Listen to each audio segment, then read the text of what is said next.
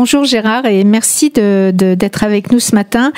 Alors la question que je vous pose à chaque fois, c'est pourquoi ce titre? Eh bien, parce que effectivement, nous avons assisté à un voyage important de Donald Trump dans la région du Moyen-Orient. Et il y a des grandes différences entre le voyage qu'il vient d'entreprendre et celui qu'il a déjà entrepris en 2017, lors de son premier mandat. Et cette différence entre les deux voyages à 8 ans d'écart, à savoir l'absence cette année d'un arrêt en Israël qui avait été une étape de 2017.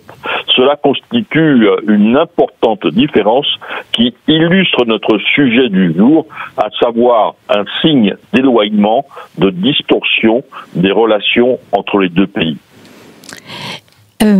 Oui, et donc pouvez-vous nous expliquer pourquoi ces distorsions?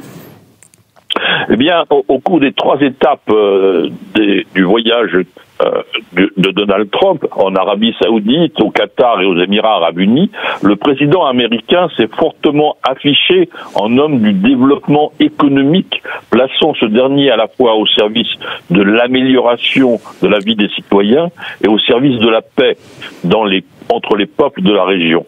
Il a martelé ce thème à chacune des étapes de son voyage.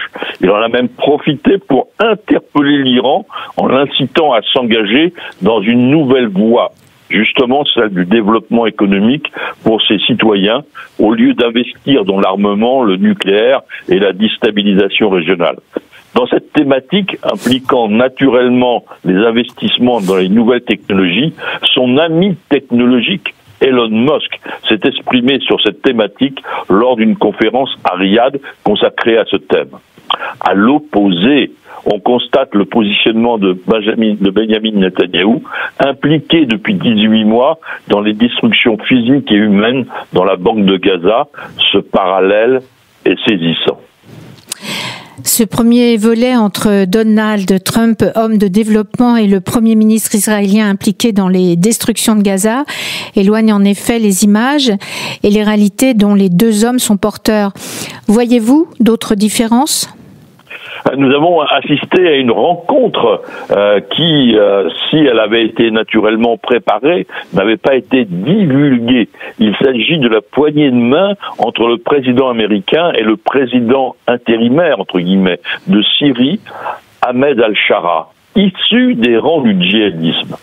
Il a devant lui l'énorme tâche, Ahmed al-Shara, de réunir une Syrie divisée et de reconstruire une économie détruite par 13 ans de guerre civile. Donald Trump a annoncé son intention de lever les sanctions à l'encontre de ce pays, sanctions liées aux exactions du précédent régime.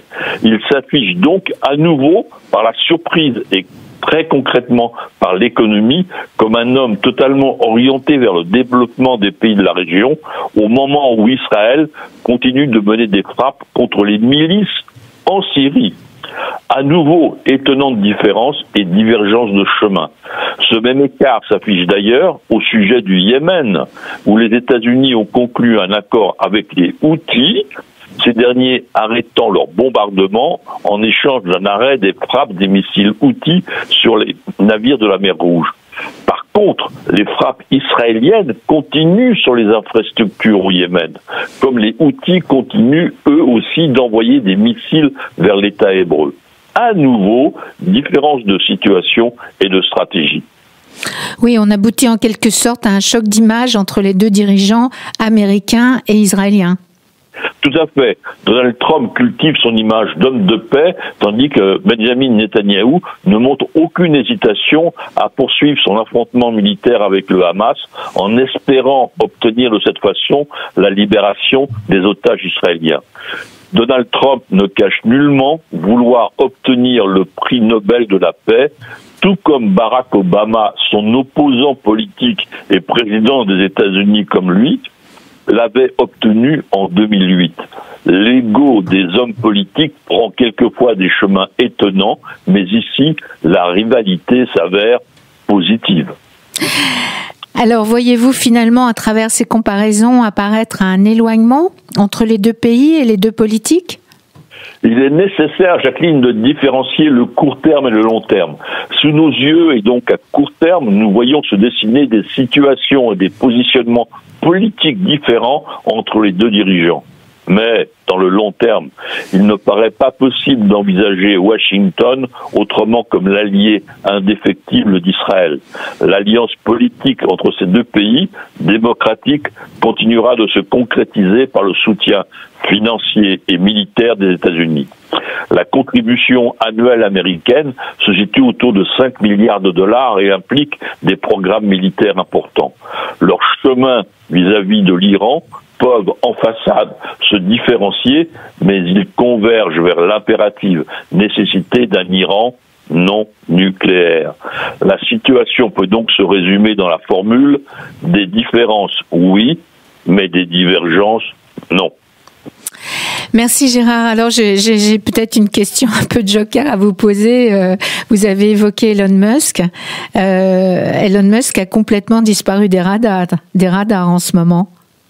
Il était quand même à Riyad, voyez-vous, donc il continue à se placer comme un homme du développement technologique, beaucoup plus que comme un homme politique en charge de changer le management, la gestion du gouvernement américain. Très bien.